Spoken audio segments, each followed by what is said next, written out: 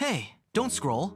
Come let me tell you a bit about Funmilayo Ransome-Kuti, a hero, legend, mother and teacher who dared to break the silence imposed upon women in her time. Whilst Abeokuta market buzzes with life, the distant drums and women's chants fills the air with sadness due to the discrimination and heavy tax levy imposed by the chiefs and colonial masters.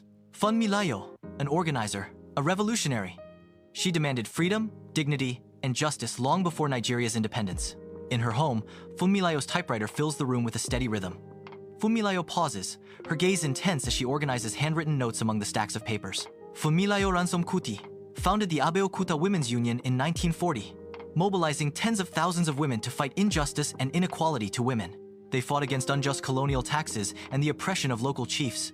As Funmilayo's determination hardens, outside, a growing crowd of market women gathers, their murmurs rising with anticipation.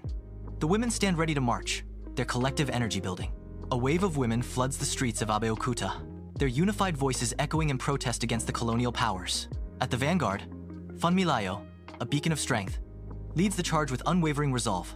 Defying the looming threat of arrests, her fiery eyes burn with defiance as she boldly confronts the colonial powers. Funmilayo was the first woman in Nigeria to drive a car, a symbol of her pioneering spirit. But her real vehicle was courage. Solemn British officials gather in the colonial office, the sunlight casting long shadows as they discuss Funmilayo. One official declares, "We have no choice. Her influence is growing. It is becoming a threat to the established order." Another official agrees. "Agreed. We must blacklist her. Prevent her from further inciting the populace." Under the radiant sun, the international forum becomes the stage for Funmilayo's impassioned plea.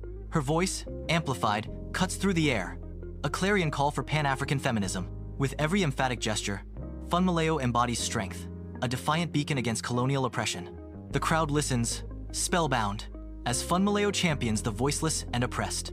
Funmilayo emerges as a steadfast beacon, her resolute face a symbol of defiance amidst the escalating turmoil. The clash erupts as soldiers, batons raised, collide violently with the protesters, their boots pounding against the earth in a dance of oppression. Funmilayo was thrown from a second-story window by soldiers during the protest. Her breathing is shallow, labored, each breath a struggle. Funmilayo lies motionless in the hospital bed, her body bearing the marks of her ordeal. Monitors beep softly, a constant sterile reminder of her fragile state. Weeks later, her injuries claimed her life. The fire she lit, however, did not die with her. Years later, the streets of Nigeria pulse with life, echoing with the footsteps of marching women. They organize, they rise, building on a legacy of defiance. They tried to silence her body, but they never quieted her spirit. Funmilayo, mother to Afrobeat legend Fela Kuti, her true legacy was born in protest, courage, and unstoppable vision.